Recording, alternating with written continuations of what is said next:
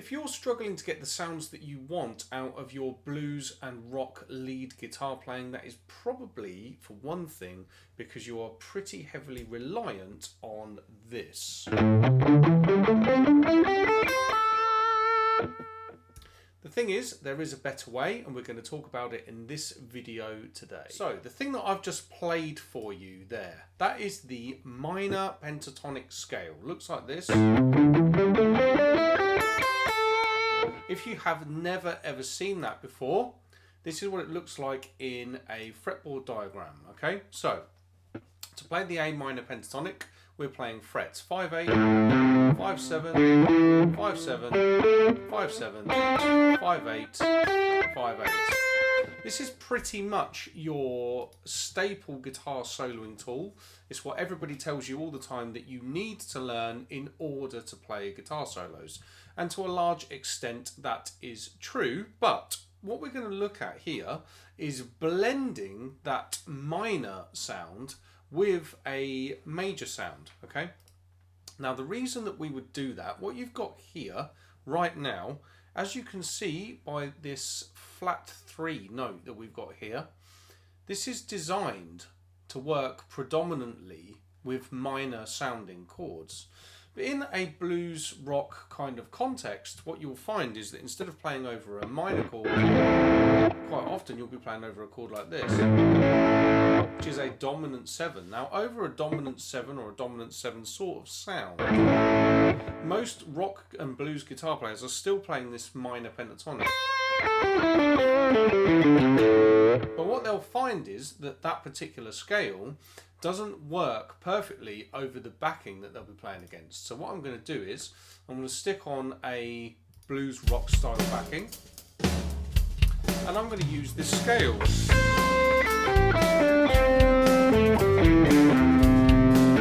Every time that I play that minor third, it sounds difficult against the backing track. Now if I play some standard minor pentatonic style vocabulary,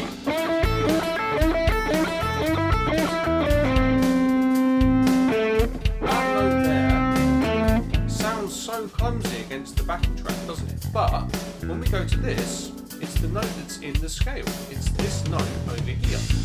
So, if you've been told to play scales and then you're playing them against the backing track like that, going, this just doesn't sound right, you're not actually technically doing anything wrong. You've been told to use the standard blues rock minor pentatonic scale, but the thing is, this chord that we're actually playing here, or what's in the backing that we're playing over, it has a major third, not a minor third.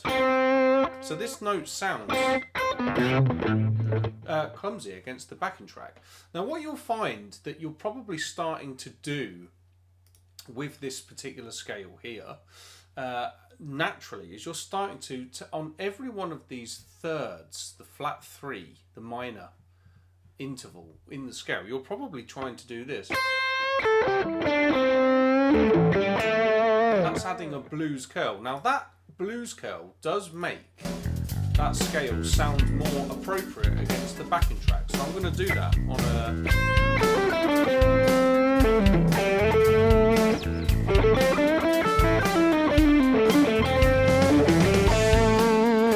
So now by adding in the blues curl, that minor third now sounds much more appropriate against our backing track.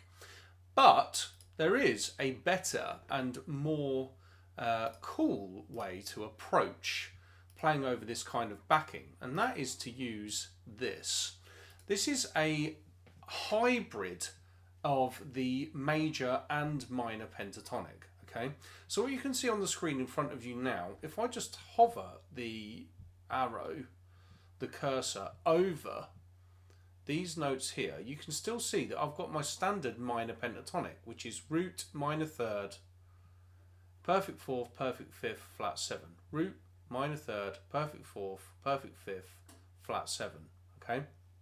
But what we're going to do with this hybrid approach, we're going to borrow a major third, okay? Now this major third is coming from something called the Mixolydian mode, okay? So a Mixolydian is a modal scale that sounds completely different to a pentatonic. Now, if I play that against the track, that will sound like this.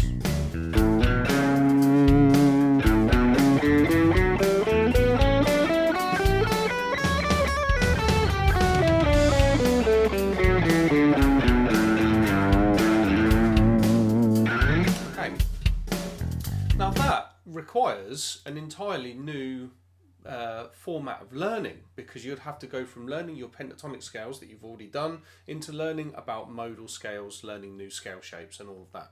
What I'm showing you here, this is actually much easier to get into, because all you're going to do is add just one note to what you already know.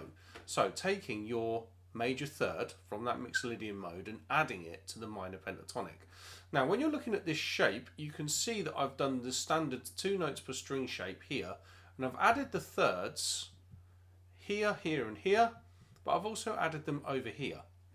So if I start playing through that, there is a bit of an issue if you go from the major third to minor third.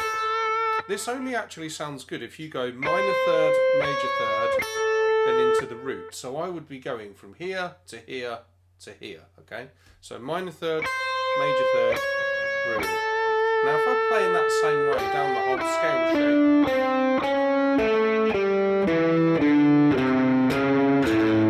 shape, what I've done here is I've gone through the scale shape and I've gone this way, okay? Looking at where my cursor is on the fretboard dots. But you could also go here. Now if you know about the caged system and stuff, you'd know that this is going out into shape 5. It sounds like this.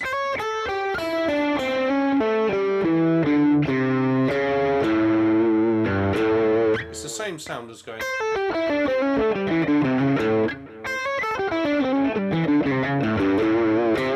Okay, but what I'm going to do now is I'm going to play that hybrid pentatonic over the backing track so you can hear it in a couple of different contexts. 1, 2, 3, 4.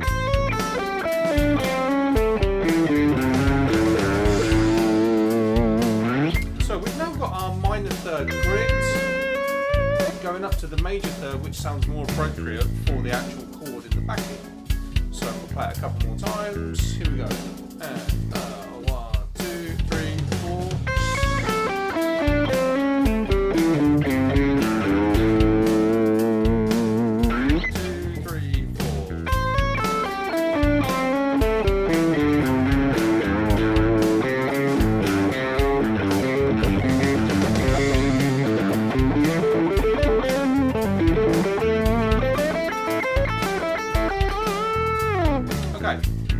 Now, with anything like this, just learning the shape is not the be-all and end-all. It's not the most ideal thing. What you want to learn is some vocabulary. Okay, you want to learn some licks and lines and things like that you can play. So what we're going to look at now is an actual tripleted line that we could play with this scale. Okay, so what you see on the screen in front of you right now is a triplet based line which against the backing track would sound like this. Here we go. 1, 2, 3, 4.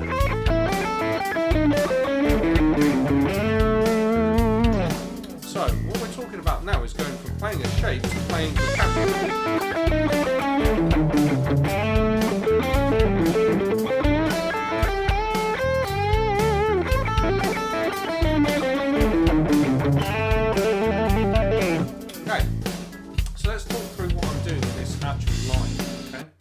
All the way through this, what we're doing is I'm starting on that minor third, sliding into the major third. Then you're going into your root note. You could do that with a pull-off if you want. I didn't write any hammer-on pull-off picking marks because I thought I'd leave this up to the individual who's watching the video. So we're going to slide into the major third, off to the root. Then with rolling, we're going to go down to the 5th there. Okay, so that's your first 2 beats of your lick. Then into the next 2 beats we've got. Now this is quite interesting because what we're going to do here, you're playing on your B string as normal, but then on the G string we're going to use the flat 5 of the blues scale, go to the 4th, minor 3rd, major 3rd. So what's also also interesting about that is we're going to enclose that third with 4 minor third. Sounds really, really cool. Then moving into the second bar, again, we're just basically going from the root to the fifth, flat 5, 4, minor third, major third, end with sliding from the flat 7 into the root.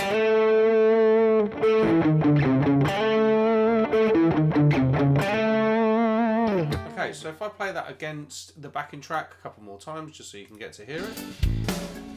2, 3, 4.